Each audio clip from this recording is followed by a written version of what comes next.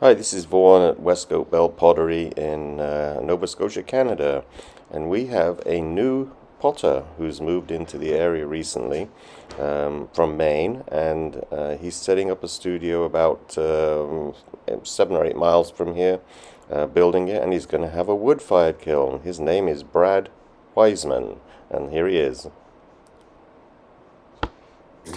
Hi everybody. With Vaughn's help, thank you Vaughn, my name's Brad Wiseman, antiquitytile.ca, and I'm building a wood kiln.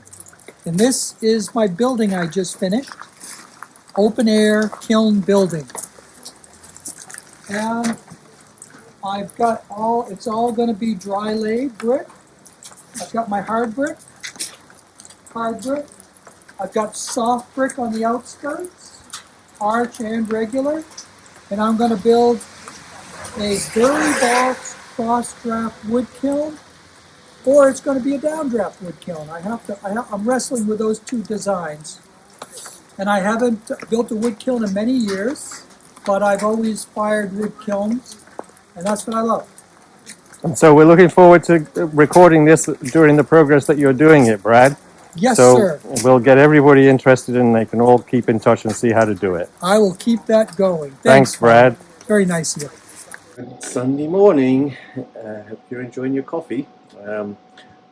I have to throw some mugs to make 2 horse mugs for a lady, Jeannie Walker in Connecticut, who just used to order from me a long time ago, but just recontacted me and needs a couple of mugs with horses on. I've shown my stencil technique in the past. I don't do it as much anymore because I'm kind of moved past that kind of point in my life, but I still have this technique that I developed back in the early 80s, and I've been making it for, what is that, like 40 odd years now. 40 years, maybe. 83 I designed it. Was that right? No, yeah, it was 83 when I first did my first greyhound plate called for Snig the dog, a little whippet or greyhound. I designed a technique that uses paper stencils. Here are all my little horse stencils. I've just spent the afternoon cutting stencils. So this is enough for a lot of pieces, so I figured I would just stock up on this. I'm going to make 24 mugs now, and I might make a few bowls after that as well. Alright, so paper stencils, drawn on heavy card, and then sandwiched newspaper or telephone book paper between the card so it holds sort of steady, and then using a scroll saw. You can use a scalpel, an X-Acto knife, you can even use scissors. And somebody told me a cry cut machine would do it, but I don't know if it would cut just one at a time or if you could cut multiples. You might want to try that and let me know, but I've got plenty now.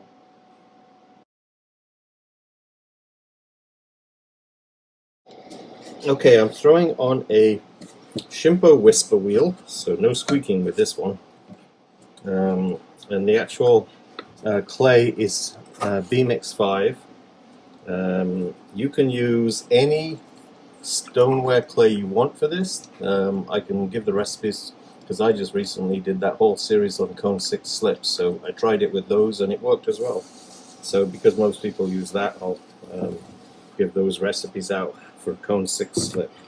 So maybe having to bang these into balls afterwards, but I've got little cubes here, dampened wheel head. Yeah, it's not too bad, I can squeeze it a little bit.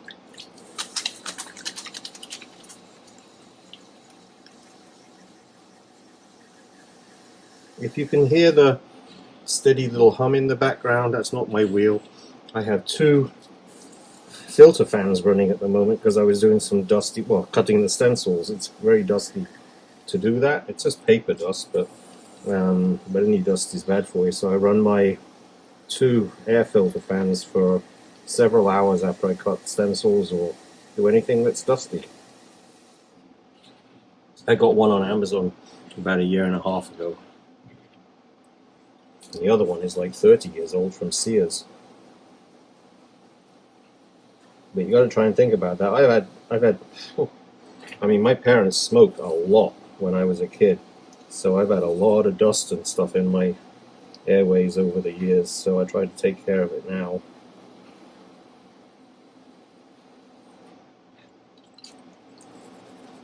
Alright, so I'm throwing with my wheel almost full speed, and if I control it by keeping the piece narrow, I don't have to slow the wheel down.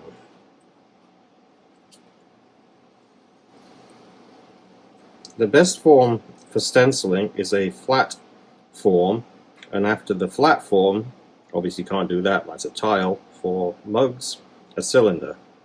If you use a curved form, paper stencils tend to crease and wrinkle, so I stick to a cylinder when I'm doing a multiple stencil piece.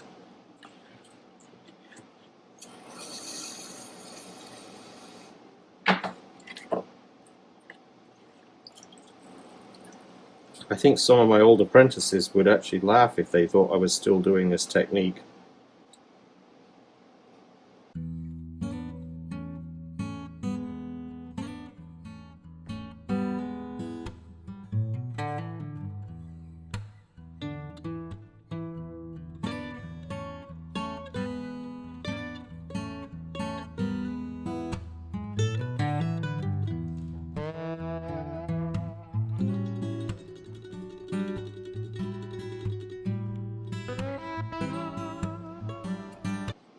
So a straight walled cylinder, the best form for stenciling.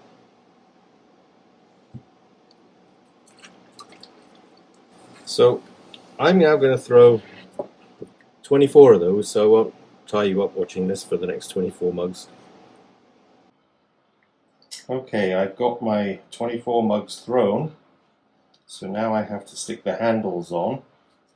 And if you've seen me pulling handles before, I use several types of putting handles on. I actually rope handle some pieces.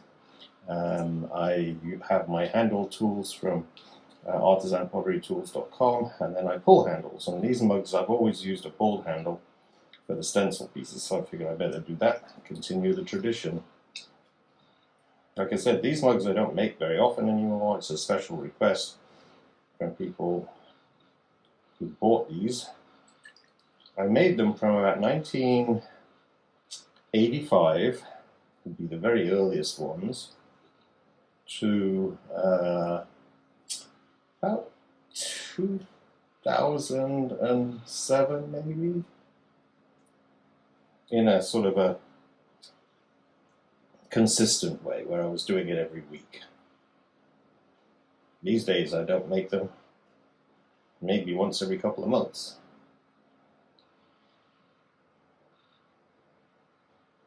There you go. So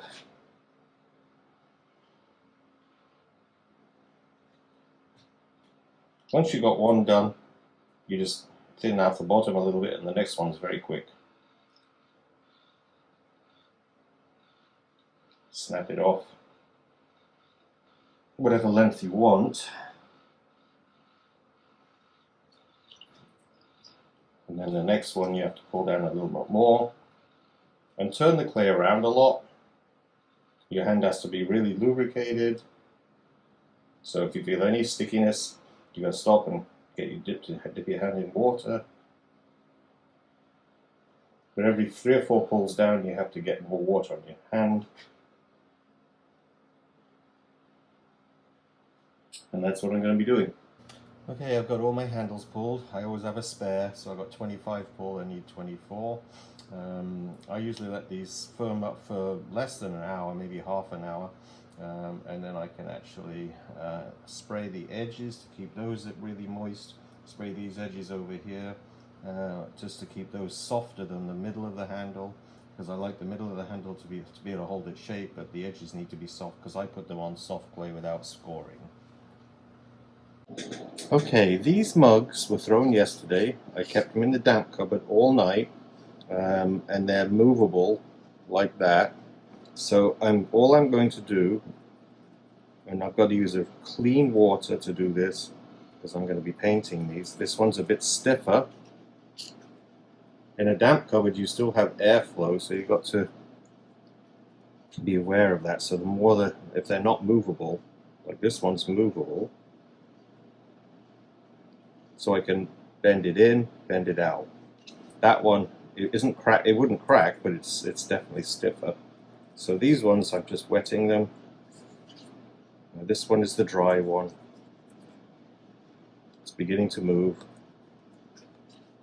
So I will put the handle on that one last, and go back and add a little bit more water, because I'm just trying to soften it off. These ones are all ready, so if I stick my finger on, I can get white clay coming off my finger, so I know that's fine to do. I don't score and scratch.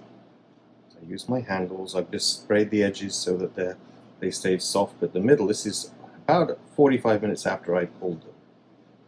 Then I put it on the surface and I move it up and down, side to side, and when it stops moving, then I put my finger right opposite where I'm putting pressure on with my thumb on the outside and force it onto the surface. And then let gravity pull it down. One of my eyes is stronger than the other, so I often have my handles slightly off. I finally caved at 69 years old and got myself prescription glasses. So now I'm seeing a little better, I think, so maybe that won't be quite of a problem.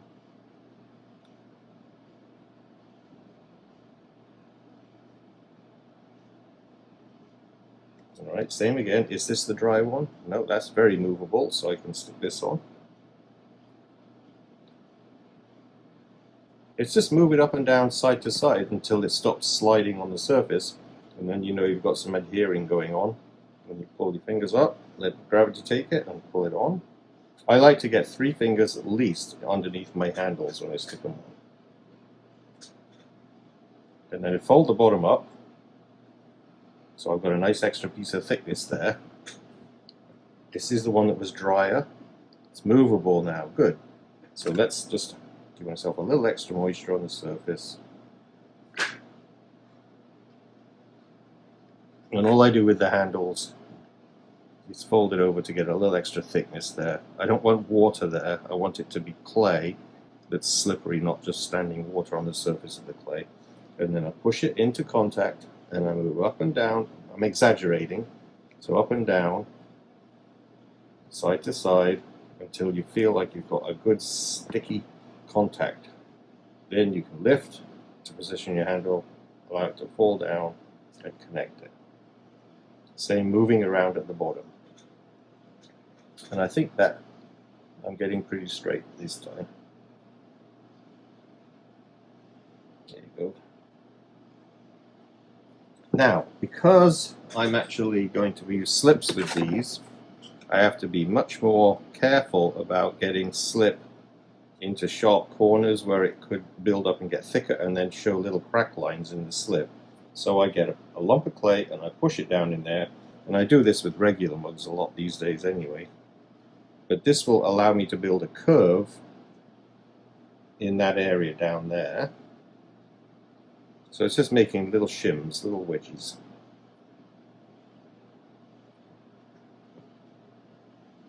We push it in, and then the same, I get a little extra clay. So this is pretty soft clay. And I make myself a little extra thickness up there. When I spray my mugs or dip them, you can do either when you're putting slip on pottery. You can sponge it, you can spray it, you can brush it. It gets extra moisture onto the surface of the clay, so that gives myself an extra thick area of clay around the top of the handle that is able to absorb the moisture that otherwise would just soak right into the handle and create a very soft point where it's joined on, and your handle can fall off. So I add a little extra. Now if you're really clever, when you pull your handles, you can make it really extra thick up there anyway, and then you wouldn't have to do this. But for some reason, I've never been clever, so I actually developed this little way, which adds another minute to the process of putting handles on for 3 mugs. So it's not a lot of time, 20 seconds a piece, whatever that comes out at, and then clean paintbrush. If I use a dirty paintbrush and put it in, I'm going to end up with a dirty paintbrush mark, so I make sure I do that and put it down right opposite where my handle's joined, wet my thumb and I simply push up and down like that to make sure I've got contact at the bottom down there, and then smudge it over. My goal is not to have any sharp areas where the handle is adhering to the pot, that the slip would just get really deep. So I'm creating a round, and this is B-mix clay. If you used a groggy clay, you probably wouldn't have to worry about this as much. But I have noticed that groggy clays, the handles tend to fall off faster when you're applying slips. So that's the curve that I'm looking for. And then on the top, using the back of the paintbrush there, I simply brush it in. That's why I like to do 3 at a time on my bats, because I can kind of do the same process to all 3 without keep picking up the paintbrushes. So I just showed you how to do it on 1, but now I'm going to do these 2 in a sort of repetitive motion thing.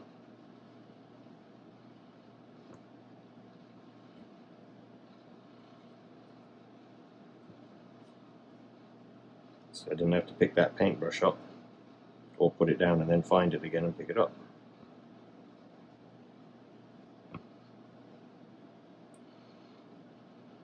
Okay, so we've got that part done.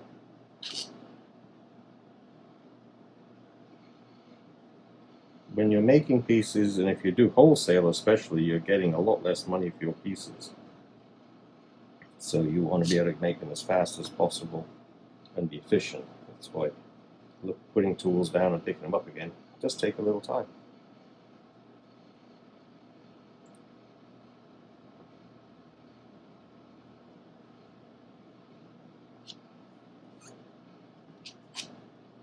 Pushing that down, making sure no water dribbles between that little joint.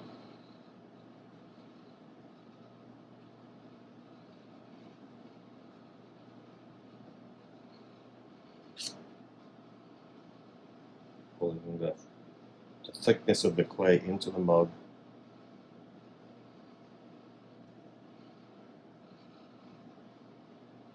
So the roughness is done, and then take the other end of the paintbrush and I simply smooth it out. So your paintbrush has to be really clean. This is white clay, actually it's a creamy white clay, B-Mix 5. And you can use any stoneware clay for this as long as your slip is an appropriate slip to go over the surface. So I will post that cone 6 slip, because everybody's doing cone 6 these days. So not everybody, but a lot of people. So if you're on cone 8 still, you'll have to find a cone 8 slip. Robin Hopper's slip that I'm giving out in this video will work at cone 8 anyway. The slips tend to get more transparent the higher you fire them. So they're not really ever going to be transparent, but they do get a little bit translucent.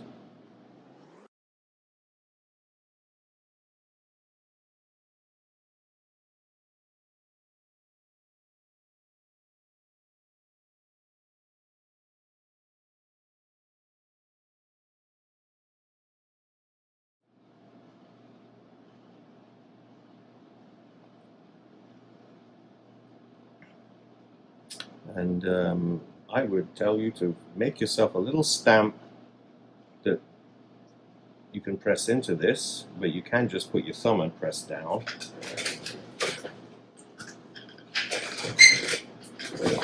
I use a spiral, so you'll get mixed up with me if you do that.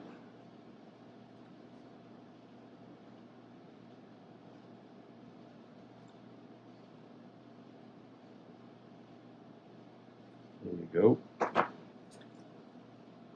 Now those are going to have to be kept moist a little bit, so I put them on my bottom shelf on the floor, near the floor, while I'm putting handles on all the rest.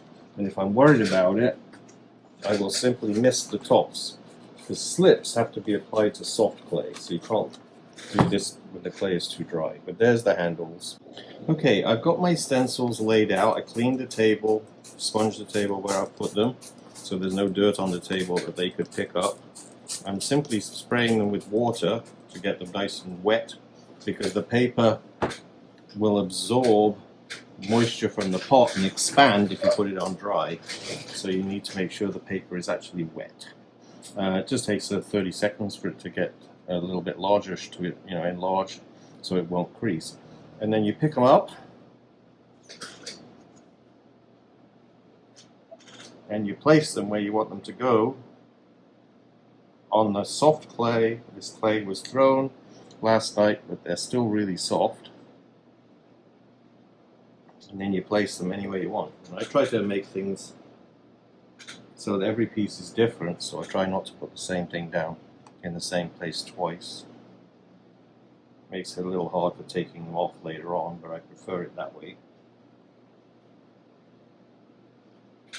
And so they simply, if you place them carefully, they simply pull into the clay.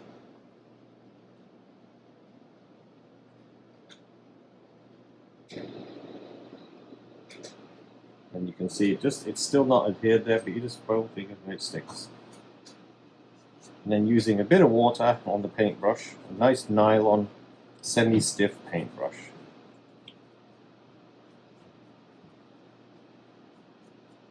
Now you've got to brush along the stencil from the middle of the stencil out, otherwise you'll brush at the edges and you'll rip the stencil or you'll move it, whichever. It would help if I only had one piece on a board, but that means I would be lifting these up and down all the time. So, because if you've got one on a board, you've got to get to the wherever you're keeping the boards, back and forth, back and forth. 3 pieces on a board means it goes a little faster. This process is not for the anyone who doesn't have any patience, because it takes a long time. I figured I can make 5 stoneware mugs in the time it takes me to make one of these.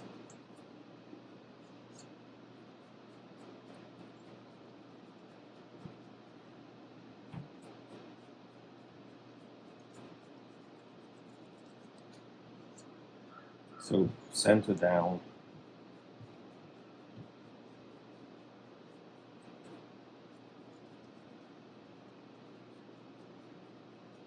Now, if it's sealed, you won't have any bleeding when you put the next color on. But I put the horse there and there, because then I've got an easy application for the second layer on the sides here. But the way I do that, I've got some slip in here with a paintbrush. See if I can, so you can see it easy. Actually, I can do it down here, I guess. Okay, so I've got my slip and a paintbrush, one of those hake brushes.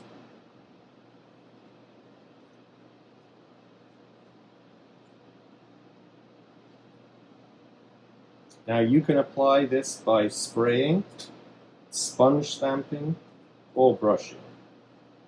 You can dip them. If the piece is small enough, you can actually dip it into the color too.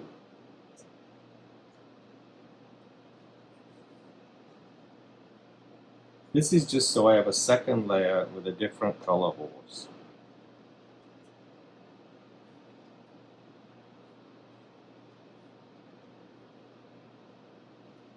I'm going to build a new studio, as I mentioned in the last video, sometime over the next year, I hope. And I'm going to build a spray booth in that studio. And I'll do a video on that.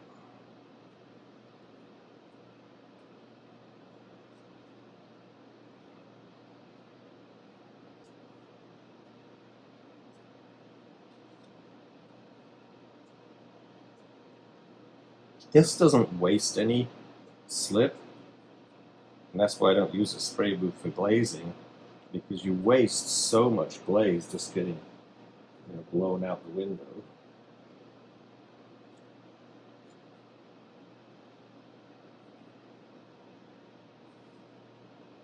Just going back and forth now, making sure I've got no areas where it looks too brushy. And you can do 2 coats of this, but the more you do, the harder it is to find the stencils.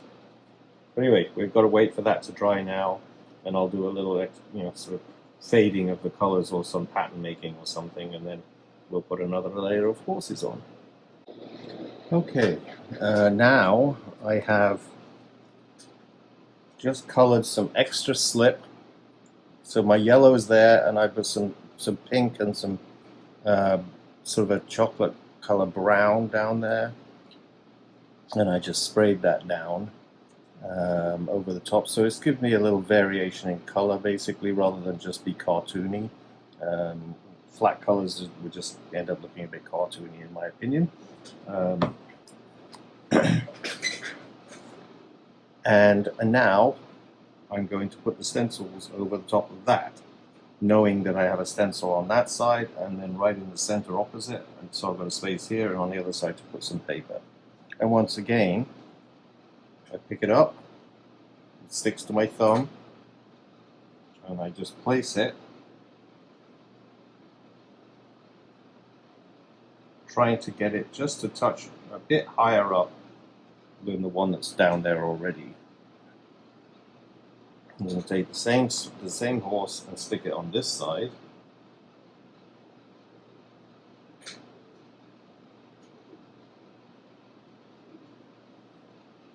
And I'll take a different horse to place on. Let's see what I'm trying to interact them too, so I'm just trying to see which shape should be. I'm going to put this one just there.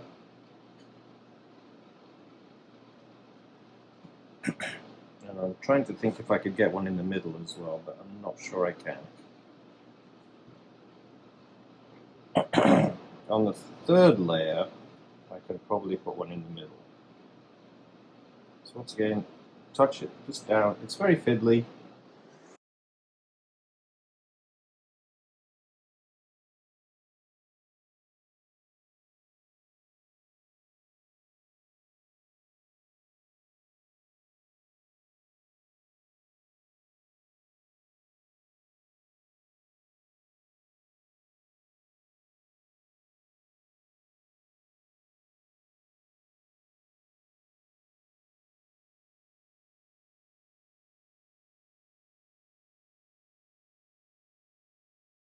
Okay, they're all black. So like I said, you can do that by either dipping, spraying, sponging, brushing, whatever way you can get another layer on. It's just about visible. I've got the light right above, so I think you can see the edges of the paper if you look closely. Now, I just have to put, my guess is 3 stencils on the top. And each time I'll place them a little bit higher up than the ones that were on previously. I often use the same stencil there, and then that one over there. It's in different positions on the mug. It's kind of hard to get in here, and you can't touch the surface at all now with your fingers because you'll mark it. It's wet. The slip is actually touch dry, but it leaves a little bit of a fingerprint if you put any pressure on.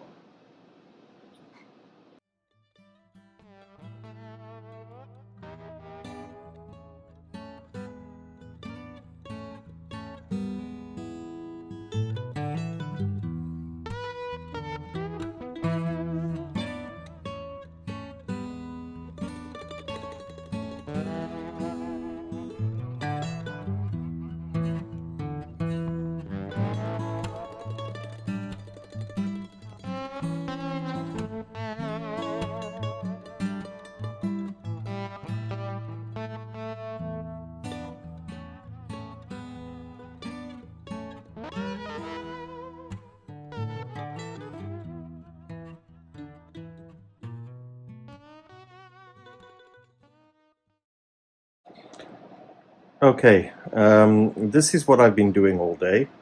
So I got a bit of an interruption, so I'm a bit late this evening. It's nearly 6 o'clock. But I threw these last night. I put the handles on this morning, and then I've got my background color on here, and I've got to spray another layer on top. Either tonight, which it doesn't look like it because it's getting so late, or I've got to now keep them really moist all night again till the third day to actually spray another coat on, because these are all dark colors. I don't think I have to do 3 coats on any of these. It's light green, dark green. The light green might be, I should maybe have a third coat, and then dark blue and light blue. Okay, once the mugs are all colored, you have to let them sit for quite a while. The clay surface should not be dry because it will leave flaky edges where you take the stencils off, because the slip kind of cracks around the edge of the paper. If it's too sticky, when you take a piece of paper off, if it falls into the surface, it will just make a mark and smudge, and so you don't want to do it when it's really wet. You've got to wait. There's a perfect time when you can touch it and you don't leave any clay on your finger as you lift your finger off the surface, and so wait for that, and it usually takes an hour to 6 hours depending on the humidity. These mugs are now about 6 hours, 7 hours past when I actually put the second coat on. So the slip is now, on the handle is pretty dry, the rim is pretty dry, but it's still pretty soft down there. And I think you can probably see the stencils through the slip. But there's 3 layers. There's stencils, and we have 4 layers of colored slip. So removing them is not easy, but you have to look for the edge, and I made this little X-Acto blade with a handle so that I can use it easily, and I simply prick the surface horizontally until I can lift a bit of the paper and then pull. Now if I can find the stencil that was white, then sometimes I can pull 3 stencils at a time, but I actually don't think I can. Yeah, actually that's 1 stencil under there. I think this is the yellow layer though. No, it's the white layer. So here you go. So if I can get the white stencil, I can pull very carefully and slowly, and it will lift the yellow layer and the black layer, and it'll leave a little bit behind sometimes, like the ears of that horse. And so you can really get many stencils at once. That was a really good pull. And then you go back and you look for all the bits that were left behind. And there's the back of the white horse there, so maybe I can do the same here. You have to kind of wiggle, and timing is everything. If you do it too wet, it won't do it. This is actually getting a little drier now. I just went for a beach walk. I'll put a little beach on it for you to take a look at. It was a really gorgeous day today. And then pull, wiggle, because you can kind of get the edges of the other layers, and sometimes you have to go up and pull that layer too. But if I'm lucky, I could get almost to the white one. Now, that's where it's tricky, because you left a little bit, just that tiny bit behind there. And then we got the white one on the front. We know that's where we put them opposite each other. So I have a pattern in my head whenever I do things like this. So it isn't kind of easy to leave one behind, because you know what you had. You can also photograph it with your phone.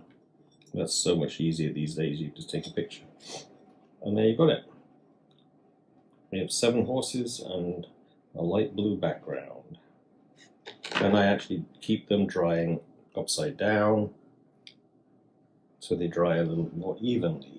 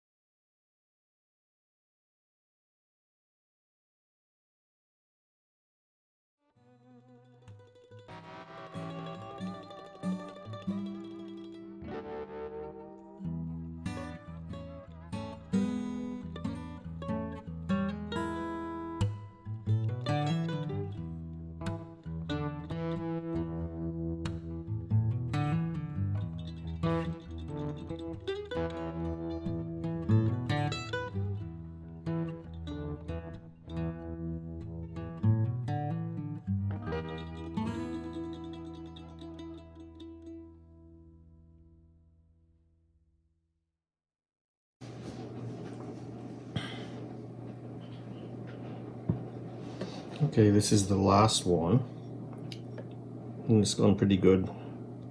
I didn't spot any real mistakes on the pieces. Sometimes one of the most common things is you find you printed something where you pick up a dirty stencil that had a bit of clay on it from the table or wherever, and even off your hands, and you can actually put that down with a piece of clay underneath the stencil and it will print onto the surface of the pot. But I haven't noticed any of those.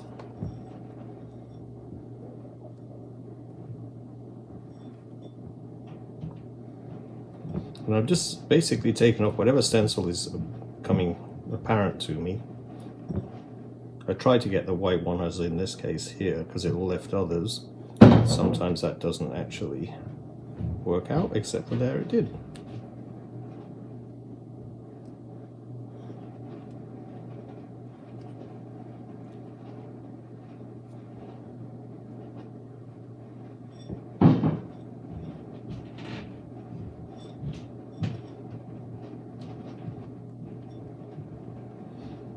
Yeah, I hope you enjoyed looking at the beach walk. We were walking along the waves earlier before I came in here to stencil remove these, because it's such a pretty day. And this is supposed to be my day off anyway. We're going out for curry tonight.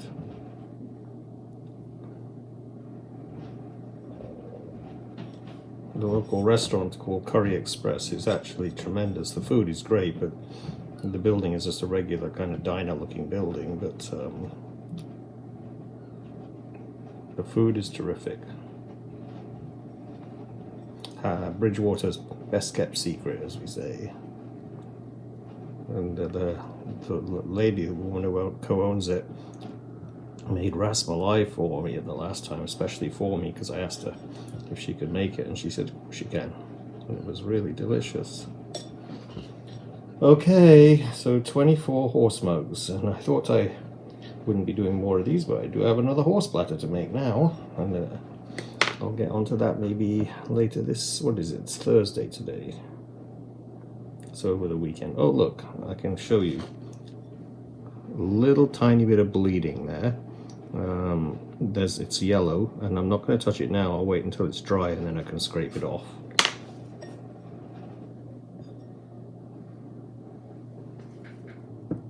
Now they just have to sit until tomorrow morning when I will trim them. There you go. So I don't need to do much trimming on my pieces. Just putting that little fake foot in that I do when I'm throwing with that wooden rib leaves me with just this to do at the bottom of each piece. And that's it. These just have to dry now. Just have to dry, and then we'll bisque fire, put a clear glaze on, and they're done. Alright, so this is a cone 4 clear glaze firing using B-mix with my stencil and slip technique. And the clear glaze obviously just is covering up all the actual slips. I don't do this with any other type of glaze. I just use a clear over the slip. The pieces have a little bit of texture on the back, if you can see that. But basically it's all about the slip decoration inside. So I've got a couple of the horse ones in balls. These are very delicate. I mean, they're not meant for heavy duty use. They can be used for food, and they can basically be washed as normal, but I throw fairly thin with these, so I tell people don't mistreat them and all that. So but B-mix is actually meant to fire at cone 5, which is only about 20 degrees hotter than I fire to, so they're pretty vitreous. Okay, so it's a bit of a mixed bag in here. I've got 2 jars that somebody ordered in my regular sgraffito technique. Let's get these out to make sure that they're all perfect, because these are going out the door later today if they're good, and they look pretty good. So this is just spraying the entire piece black and then scratching sgraffito using various tools to get the black off again. So it's kind of like scrimshaw. and you know, woodblock carving a little bit as well. But that one looks great. And here is the other one. So these are both going out the door today. And there's lids to go with them, obviously. Now this is what the video was about. Stenciling mugs. So as you can see, my clear glaze is perfect. I've used this glaze for 30 odd years maybe, but it's ghostly borate based, and there is the dilemma, because I have now got, I think, 2.5 or 3 bags of ghostly borate left, and it's no longer available. The substitute seems to be behaving a little different, so it'll involve a lot of balancing to make this glaze again, but we'll see what happens. I'll have to do it, but not for a few years, because I've got enough for a couple of years. But this is the result. They're very nice. I'll give you a close-up of it. No stencil bleeding, and that's the key with this technique. It really is hard to not get any bleeding.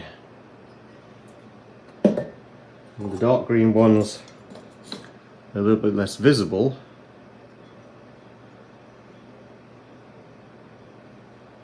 And this glaze has to be applied a little thin, but it's still pretty good. But you can tell if it starts to get a little thick, it will start to run down into the white areas a little bit, but not enough to really affect it. Under the handle there, you can see the horse has a little green bleeding into the glaze underneath, and that's just the glaze running, but it really doesn't do a bad job. And there's another one. You saw one of these in the other kiln. It was the only one in the other kiln.